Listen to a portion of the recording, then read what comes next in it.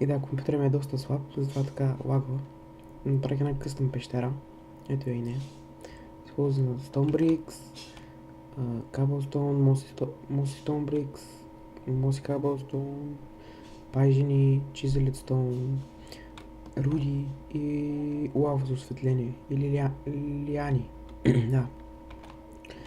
Много ми лаги обаче. Съжалявам за което. Компютъра ми е слаб. Ето лава. Да. Ето има две места, които може да се слезне. Едното е през тази стълба тук. Другото е през ето тук. Като през тук слизаме, минаваме ето тук, къде е Enchanting Table. Тук има някаква пещера. Да. Тук има отново лава за осветление. Енвили и така. What the fuck? Паднах в лава. Shit. Добре, че съм на креатив. И да, тук ето стълбата, качване. Тук е chest room. Много лава за осветление. Chest roomчета.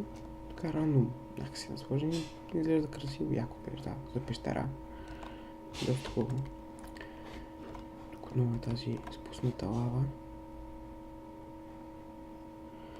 И лагва, да, разбира се. В момента съм с едно-две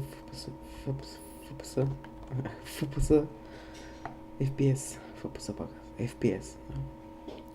И да, тук това е спалнята, леглото. И да, това е. Сега малко за мене. На 16 години съм, казвам се Кристиян. Да, както казах, на 16 години живея в Холандия. В България съм от град Кърджали, но сега живея в Денах, Холандия. И да, това е. Чао!